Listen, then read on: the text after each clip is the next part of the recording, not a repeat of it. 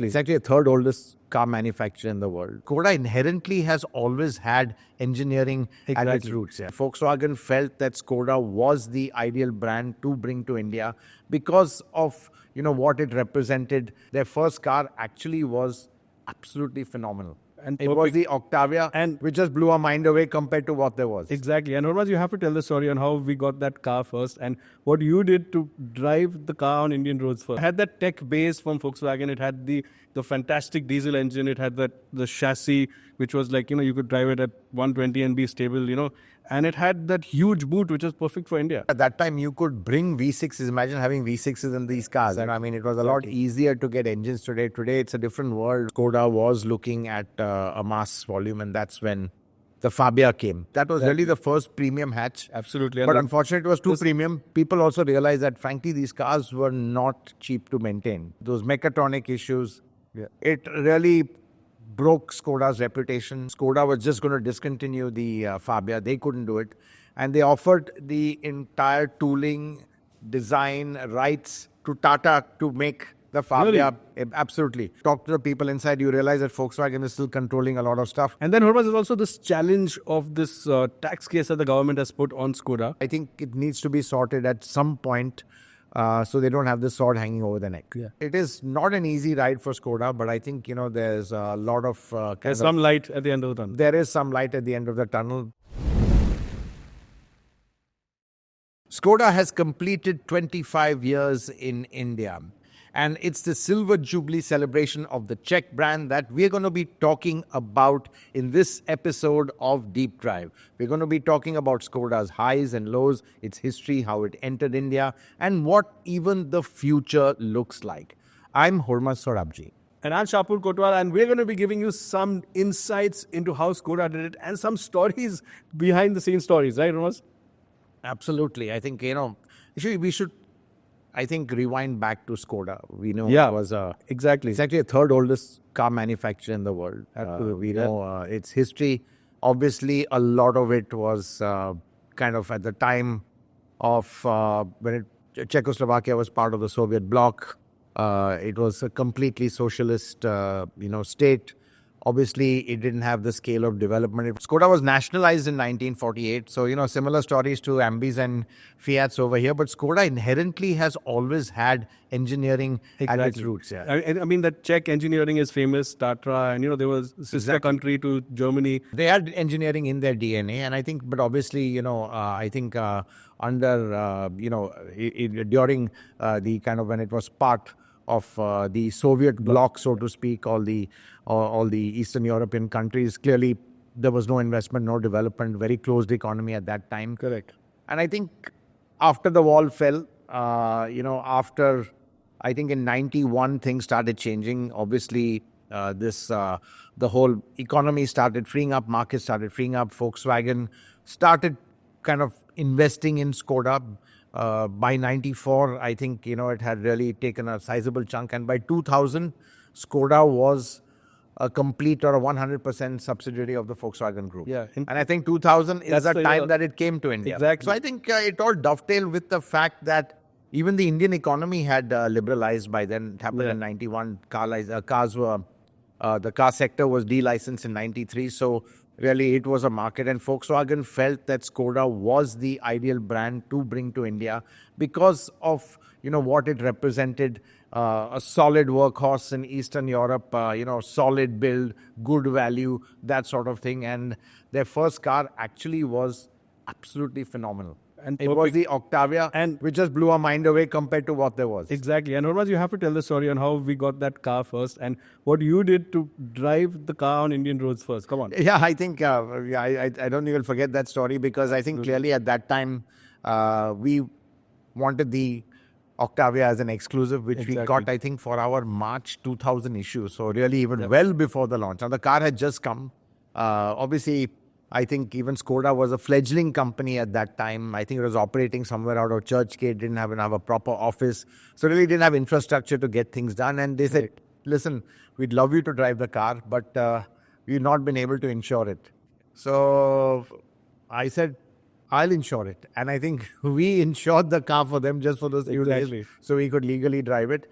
And I think that's how we got the story. And I think I want to dwell on the Octavia because it was something that was way ahead of its time and phenomenally priced. I remember the base petrol was 10.5 lakhs at that time, which was just maybe a lakh more than the Opel Astra, which was the next most premium car. Exactly. So I think it just blew us away. It was half the price of the Mercedes, and you got that sense of build, the similar solid build. Exactly. I mean, it was really the poor man's E-Class. And I think what's important to note is that with the first Octavia, it sort of established Skoda as a luxury brand, which is something people would have laughed at in Europe or even the UK. It was the opposite over there. It was the opposite. It had a legacy of poor quality before Volkswagen took it over. There were a lot of Skoda jokes about, how the car would break down, I mean, one joke was, you needed a heated windscreen, not to see back, but, to rest your hands on when you were pushing the car, so you didn't feel cold. So a lot of Skoda jokes like that. But I think clearly with that Octavia, I think everything changed. And I think, it kind of established Skoda, as I said, as a quasi-luxury brand, which I think the Octavia has maintained that. And then even the Superb. These are the two real it had kind of brand-building models the company It had that tech base from Volkswagen. It had the fantastic diesel engine. It had the chassis, which was like, you could drive it at 120 and be stable, And it had that huge boot, which was perfect for India. Absolutely. And I think we did a lot of road trips in it. That was, I think, a 1.9 TDI. Exactly. Very basic, no common rail at that time. Yeah. It had a huge tank. So I think, you could really do Bombay, Goa, literally on a half a tank of diesel at that time. Yeah. Massive boot. And I think people just loved that car, whoever had it. And I think it was a phenomenal experience. Petrol, of course, not as good as a diesel. Again, it was a 2-liter MPI, not very fuel efficient, not their best. Exactly. Not a great far petrol from the engine. rest. Yeah, but then came the RS version, which really woke up the whole enthusiast community. That's right. The 1.8 TSI. TSI, that was absolutely phenomenal. And you're right. I think soon after the Octavia, we had the Superb. Again, absolute benchmark car in terms of space, quality, that sort of thing. And I think, really as a brand, again, it kind of established itself as more luxury than mass, like it would have been seen in Europe. Exactly. And that's where, they want to carry on that. Even today, they call themselves luxury premium brand, which in a way is right. Yeah, it is. But I think we'll talk about what's happened today. I think it's quite different. I mean, they don't have these models anymore. So they've lost that edge completely, which is very sad. There's no Octavia, there's no Superb. It's gone completely mass. So in a way, they've lost that kind of positioning they had, which Volkswagen has sort of taken sister brand over the years as well. So, but I think it was important to understand why did Volkswagen really launch with Skoda. I think it was seen as the kind of brand which had required to go to these markets, these emerging markets, where the fit seemed to be a lot better than Volkswagen, which is again very high cost, and sort of it paved the way for the Volkswagen brand to come as well. Yeah, and then we had the next gen Octavia, which was oddly called the Laura. Yeah, that was the car which they had to rename because otherwise there would have been 2 Octavias. And I remember sitting in the office and being told the next car is going to be called the Laura. And I remember messaging you under the table, and it was quite a difficult name for us Indians to understand. Of course, Laura means something else in Europe. I think at the end of the day, it made no difference because I think customers are more concerned about the car price of spare parts or if a car is named after private parts. That's true. That's true. I think that's finally also, I think, which we'll come to later, is on the issues which Skoda faced. But that was the launch of the PD also. And a lot of other tech stuff came on that car. And they differentiated it from the Octavia pretty successfully. So you had 2 generations of Octavia for a time. And I think that was a strategy which a lot of Indian manufacturers started to follow because they realized that in India, you can really milk an older generation car for longer. You can sell it side by side. Maruti had been ace at doing it. You're famous for they never discontinued a car. Yeah, you always exactly. say. For years, they never discontinued a car. They just kept going on and on until the market decided, regulations decided. But I think exactly. So I think you had two, let's say, so-called premium luxury sedans. So it wasn't really a sedan. It was a notch, which again gave it a very unique kind of character. Beautiful shape with that fastback. And what a large boot. Massive boot. You Massive could put boot. anything inside there. Absolutely. And let's not forget that big Superb, the first one, the first gen. In fact, Hormazd, we've had every single gen of Octavia and Superb in India. I don't know if that's something that people are aware of. But that first gen came with two V6s, both longitudinally mounted. It was based on the Passat, and that also changed the perception of the brand. Absolutely. And at that time you could bring V6s. Imagine having V6s in these cars. Exactly. I mean, it was a lot easier to get engines today. Today it's a different world where everything is, 4 cylinders, almost common across brands, across segments, everything. But you're right. I think it was quite a technological tour de force, the company. And, and again, the legroom on offer in the Superb was phenomenal. The back seat, the legroom, the kind of features it offered, the build of the dash. Yeah, it really appealed to people. And then, of course, there was that really competitive price. Here was a car which was the same size as in E-Class, but you could get at really like a hugely discounted value. Yeah. Yeah, and I think it's important to talk about the volumes which were still, between 15 and 20,000 a year. It was hovering around there because clearly two premium models. And then, obviously, Skoda was looking at a mass volume, and that's when the Fabia came. I remember testing that as well. Yeah.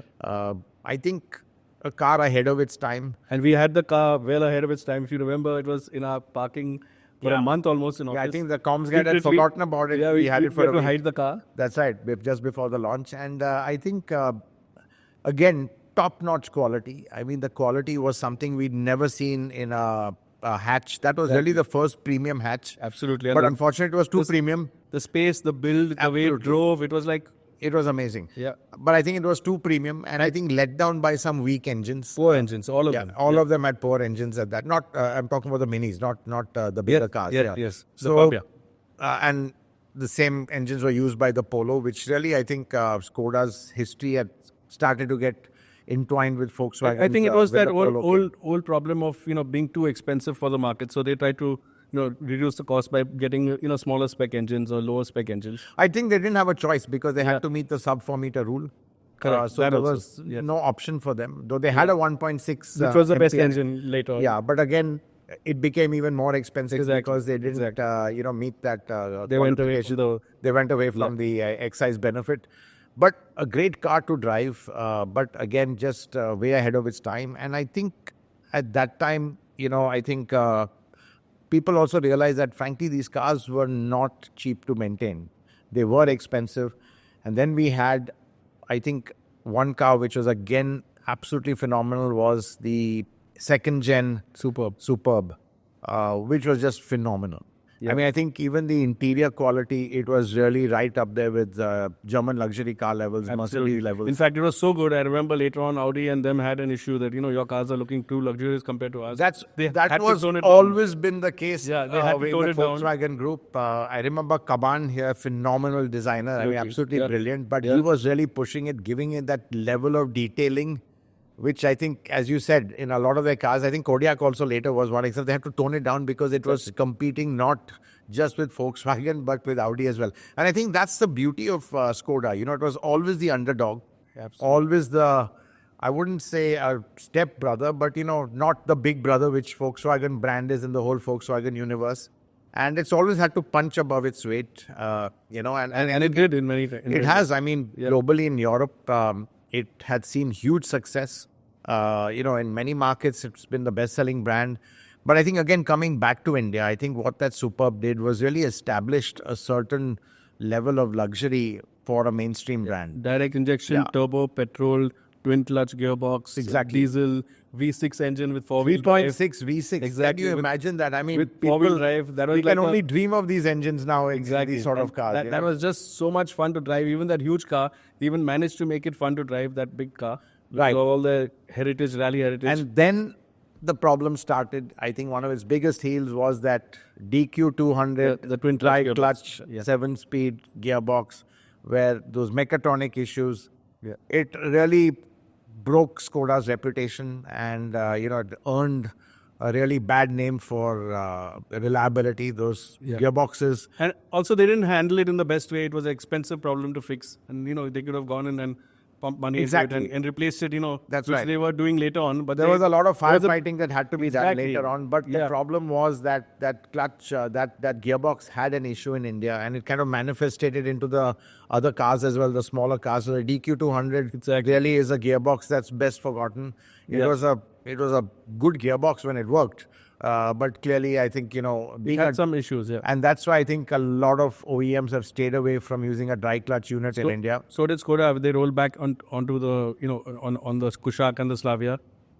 They went back to a lower spec torque converter, and then for the more powerful 1.5, they had the twin clutch. That's right, exactly. I think they've resolved the problems on the twin clutch right now. No real major issues. Yeah. But that overhang is still there. But Shapur, what I want to talk about is, I think Skoda, it could have been a mass brand in India, or maybe it should have been a mass brand in India, but it just didn't have the right products. And I think that really has been the fundamental issue.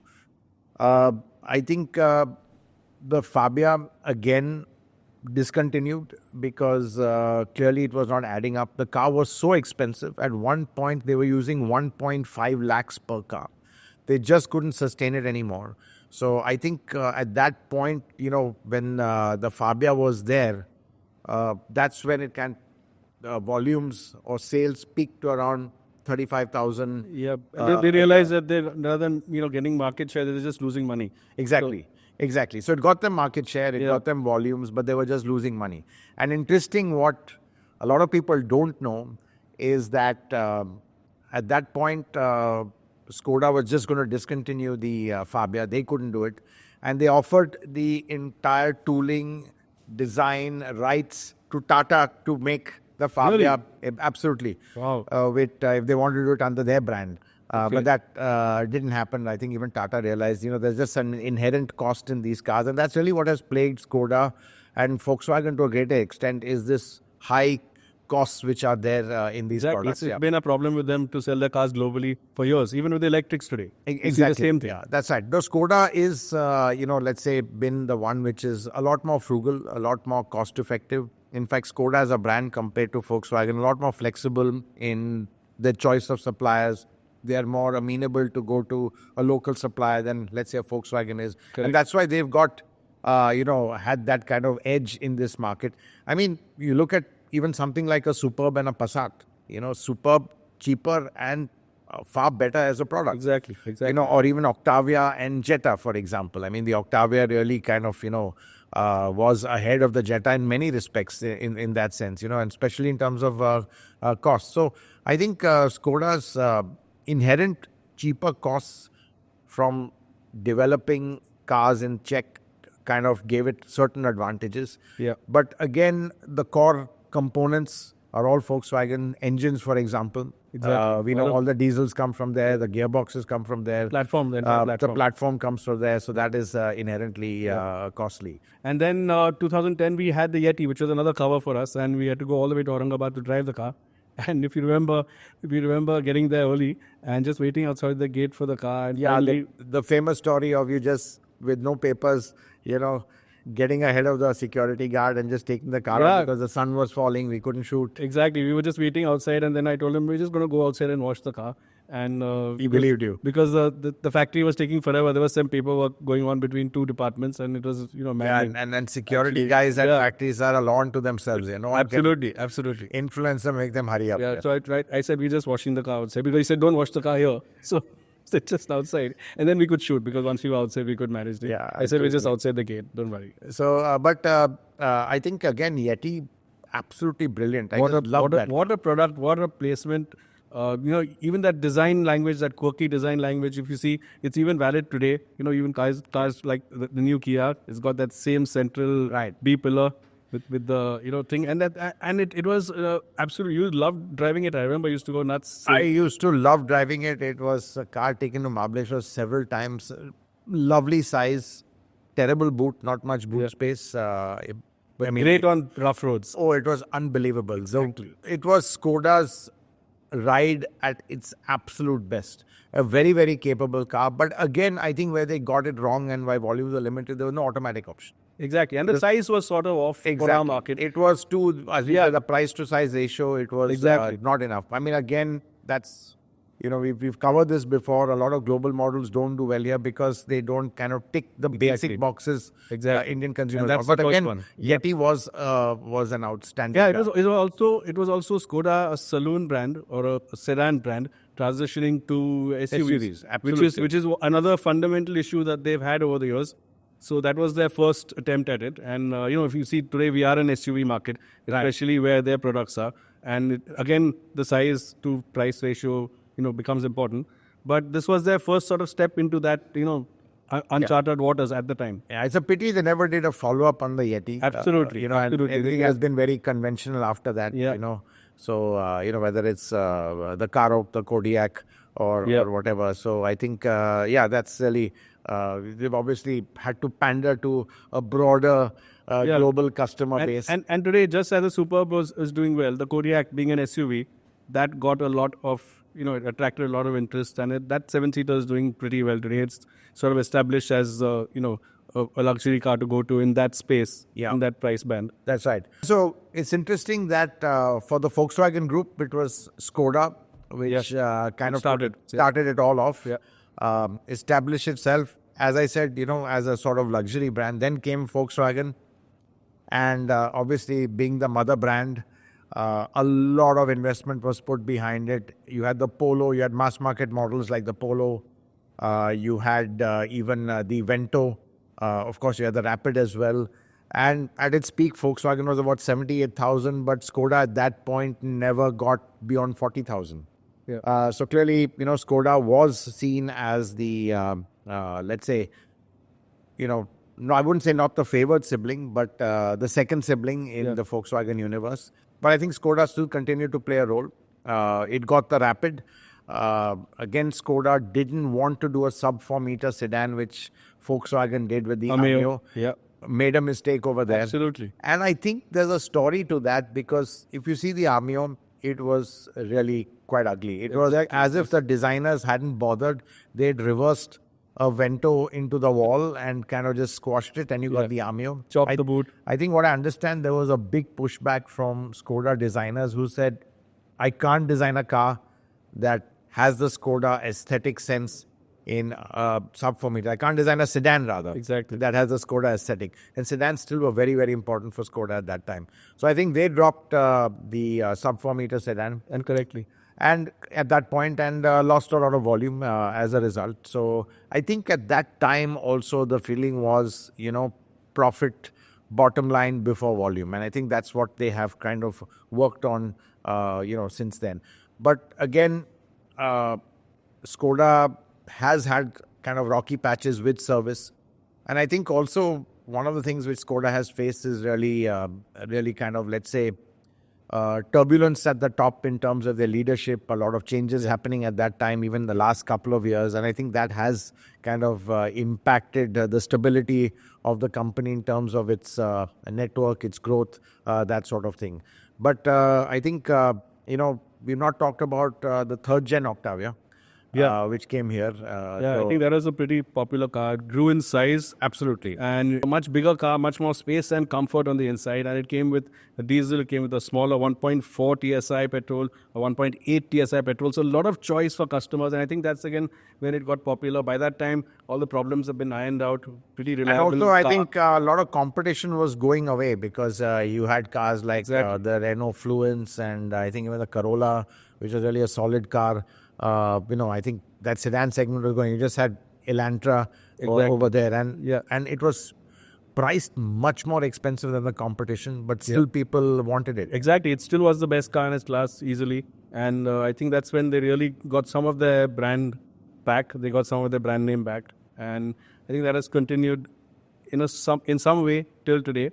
But Octavia brand is still very strong, and it's good to see an Octavia back at the motor show, at the Bharat Mobility show. I think absolutely. I think, for me, Skoda in India is Octavia. It's Octavia, absolutely. Because clearly it's a car. It's the but even Skoda is asking today, is there enough of a market for it? Because they're thinking about relaunching it as no, I think you're right. The sedan market has evaporated. Everyone at that price point is jumping into SUV. So obviously the business case is not there. But I think strategically, I think in terms of what the Octavia means to the Skoda brand, I think you need that continuity, that legacy for multiple reasons. I think that's really been the problem with Skoda and even Volkswagen to a certain extent.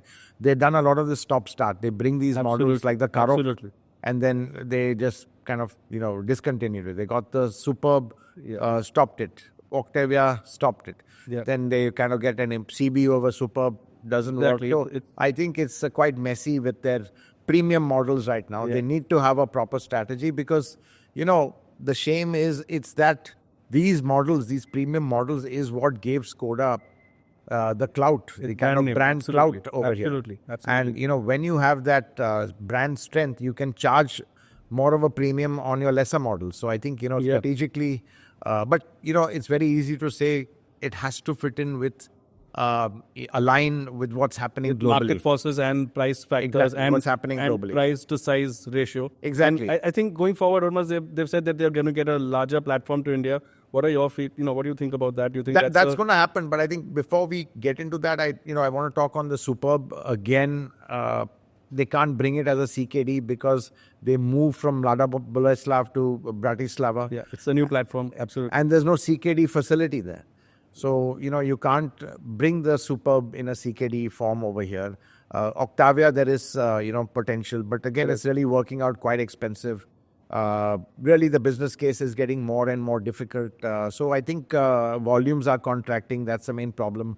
So not quite easy. And I think Skoda has, let's say, challenges here. And I think now the focus is on the Kailak. I think an SUV with a compact SUV with a lot of potential. Yeah, it's slightly pricey at the top end, to be honest. But I think this model is going to be key to Skoda. Yeah, because it's much more in line with price and size compared to the Kushaq. So I think there itself it wins. Exactly. So one has to see, and I think the point to note is that the last 2 years has seen a tremendous drop in Skoda volumes.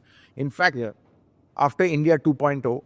I think at that point, Skoda was tasked of leading the Volkswagen Group's charge in India. So the MQB-A platform was given to Skoda. The EA211 engine is supposed to be given to Skoda. Yeah. It's all supposed to be given, but you talk to the people inside, you realize that Volkswagen is still controlling a lot of stuff. Sure. In fact, most of the board members, a lot of them speak German and are on the Skoda board. So really, at the end of the day, Volkswagen still has a pretty firm control on Skoda. And I think it's frustrating for the teams internally because it kind of limits what they can do. But as things stand, it's Skoda which has taken the lead. They renamed the company also, Skoda Volkswagen Auto India Private Limited. So really, it's Skoda in the lead. And I think with that, when you saw India 2.0, it was Skoda which would launch the models first, followed by Volkswagen. Yeah. And that kind of lead actually got them to overtake Volkswagen. And I think in 2022, Skoda was sold about 53,000 cars, Volkswagen just 43,000 cars. So, clearly with India 2.0, Skoda had gone ahead. It was really the dominant brand. It had taken the lead. But then again, management changes at the top, a lot of, let's say, turmoil in the network, within the teams. And I think Volkswagen benefited from a stability of leadership, and they did a lot of smart things. And suddenly Skoda volumes dropped dramatically. And in 2024, Skoda has dropped from 48,000 units in 2023 to just 35,000 units. So that's a massive, massive drop. And Volkswagen has pulled ahead. Volkswagen has also dropped. But from 43 to 42 somewhere, it's been quite stable. Yeah. But let's look into the future. Let's look at what, they're fundamentally strong companies and they're looking at a strategy of getting a sort of Creta competitor. So what's your take on that? So I think the future, to be honest, is it's still quite rocky because obviously they've got a lot of challenges right now. I think the great white hope is the Kailak. Yeah. I think with the Kailak, you've got a new brand head come in who's just, making some really dramatic changes to align the network, get everything in place for the Kailak to kind of, fly. Still early days. They've had a decent response to it. So I think Kailak could give them the volumes. That's really what they are banking on. And the fact that Volkswagen doesn't have a compact SUV yet is also advantageous for them. Correct. But they're still got huge product gaps. There's no electrification strategy yet, which is absolutely critical for 2027. So, but I think it's very clear they're invested in this market. And you can see whether they've been talking to, whether they've had discussions with Mahindra, other OEMs. It's very clear that they want to remain here in some way, shape or form. And but the challenge is getting investment right now because globally things aren't good. And typically when that happens, no one wants to throw good money into a market where you're not really sure of the return or getting profitability. So that really is a challenge. And then Hormazd is also this challenge of this tax case that the government has put on Skoda. Yeah, exactly. I think, 1.4 billion or 12,000 crore kind of whatever penalty or the customs has kind of accused for the group of fraud in that sense. But I think this is actually an old issue. It's just the way, let's say what is interpreted as CKD, parts and components or imports. I think that there are a lot of gray areas over there. And it's not just Skoda or the Volkswagen Group which is facing this. BMW had this initial problem first. And I think that amount was around 600 crores. Nothing came out of it really. I think they got through that. And I think the view is that even Volkswagen Group or Skoda Volkswagen will kind of find a way out because they are quite clear categorically that their interpretation is this. So it's all the way you read, the rules over here. Okay. I think from what I understand, they've got some sort of a letter kind of from the government, stating that that they're complying with what they were doing earlier, or let's say what their process of assembling cars was kind of okay and compliant. But then again, tax authorities have a different view. Why they've raked it up now, that's not sure. Again, there are a lot of, let's say, theories on that. Different people change. They kind of bring this up again. But I think even in a worst case situation, I think it wouldn't be that amount. It might be for, let's say, very few models and largely the real CKD ones like what Audi and all bring. Correct. And that too of certain engines. So we talked about all the V6s that got. Now, it's likely that the V6s were never assembled here. They were imported as full engines. So on maybe a few stray engines or very small volume, that's been the case. And basically what they have to do is, to kind of comply with the definition for the lower duty rate in terms of CKD, you have to, assemble either 2 of 3 items, which is the engine, the transmission or the axles. So I think Volkswagen is doing engine and axles right now. Transmission, not so.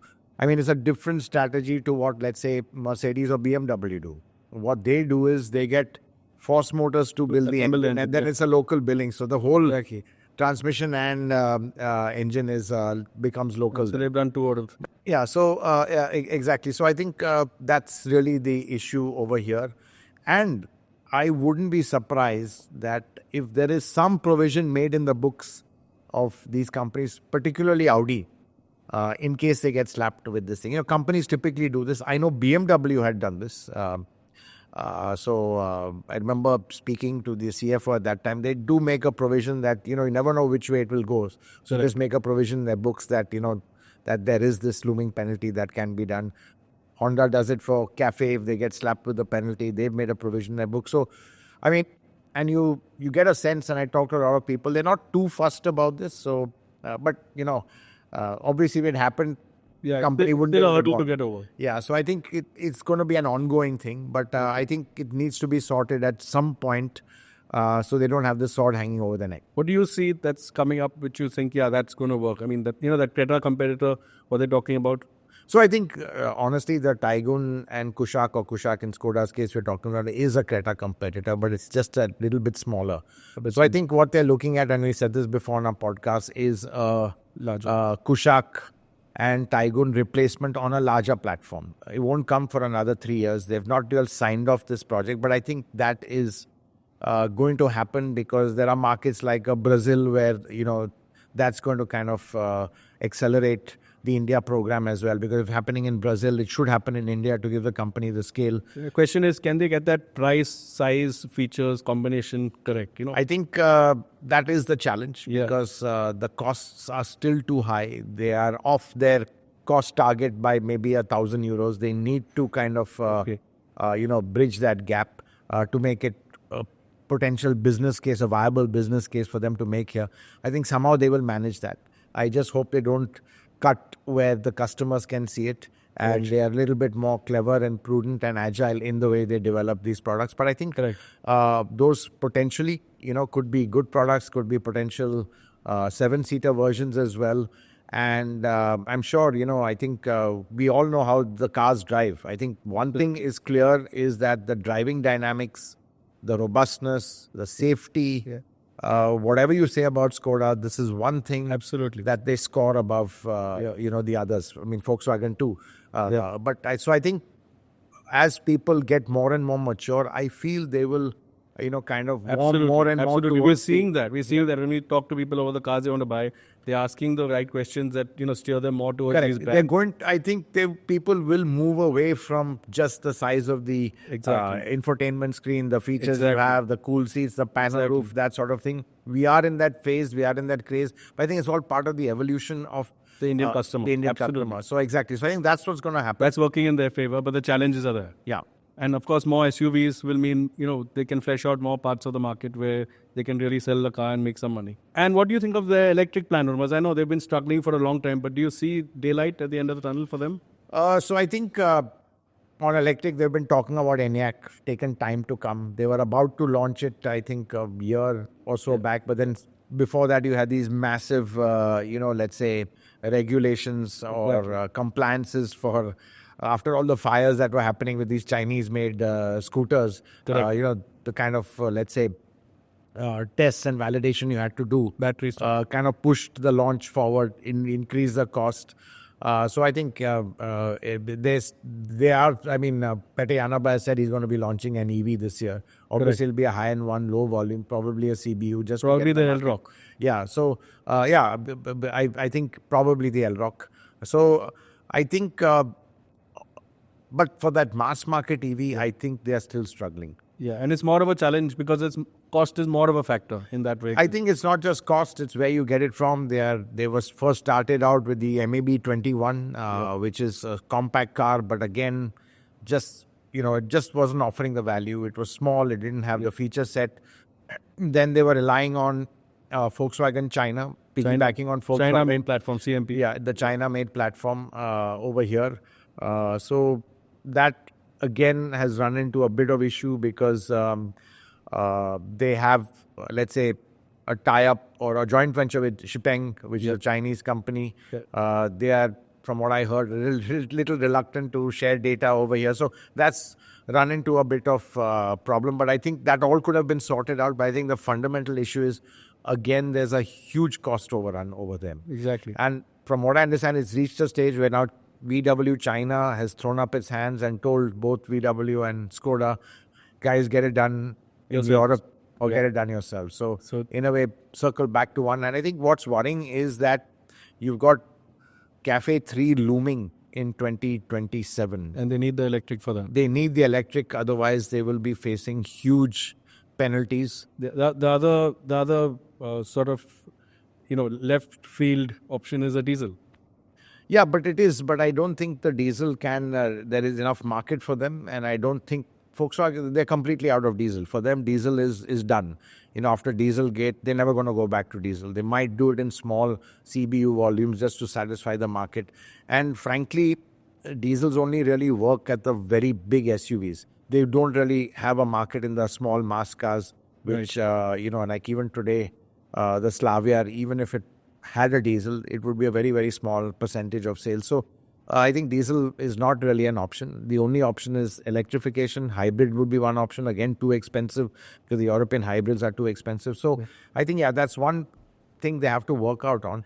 But I think what's good is that we are seeing that there are successors to cars like the Kushaq, which are happening, and they maybe spawn two variants, 5-seater and 7-seater from both brands. And that will play more to the to Skoda's strengths. Absolutely. I just hope they bring back some of their premium cars. I know the Superb is very difficult. I think the RS is, Octavia RS is one of them. That's which right. is I think coming back. Octavia needs to come back pretty soon. And, I think, I mean, to me, That's a huge brand builder for them. Just having that RS sporty brand it connects with enthusiasts, and getting that car back, which they showed at the Bharat Mobility Show. I think that'll be another step to them coming back. Exactly. But again, all small volume, Shapur. They need the large volume. They've got a big plant right now. That plant needs to have capacity. They need to export more. Correct. So I think Kailak is one model they're banking a lot on. I think my sense is it may not really be the bestseller in its class, but I think it will appeal to a certain, customer who likes the Skoda values. And the Skoda values, and the a brand lot of also. people do like. And the brand. It's the first time the brand is coming down to this level also. That's right. Yeah, exactly. So I think, it is not an easy ride for Skoda, but I think, there's a lot of... There's some light at the end of the tunnel. There is some light at the end of the tunnel. The EV bit is a challenge they have to resolve, but I think from what we understand is at least they've got a product plan of future SUVs, which is bang in the center of the market, which we can say that without even driving them, they'll ride fantastically, they'll drive fantastically, exactly, and they'll be tough, safe, exactly, and have good engines, absolutely, and hopefully good design. And I think that would be a good competitor to the Cretas of the world and the Maruti hybrids. Exactly, but I think again may not be able to get those volumes because the way Hyundai carpet bombs that segment with the Creta, so many gearbox options, transmission options, engine options is there for every price point. There are a lot of gaps that way in Skoda's range. But I think, at the end of the day, it's a brand we all love. It's a brand that, we've seen from the start. Absolutely. From the first car that came into India. Yeah, absolutely. We drove the first car that came into India. I think that was the cover. The cover. Absolutely. Yeah. That's it. So anyway, great. And with that, we'll wrap up this session of Deep Drive. Hope you enjoyed it. We enjoyed going down memory lane. And there's more of this stuff to come. So be notified by clicking on the bell icon. And don't forget, we are on air every Saturday at 11 a.m. Thanks for watching.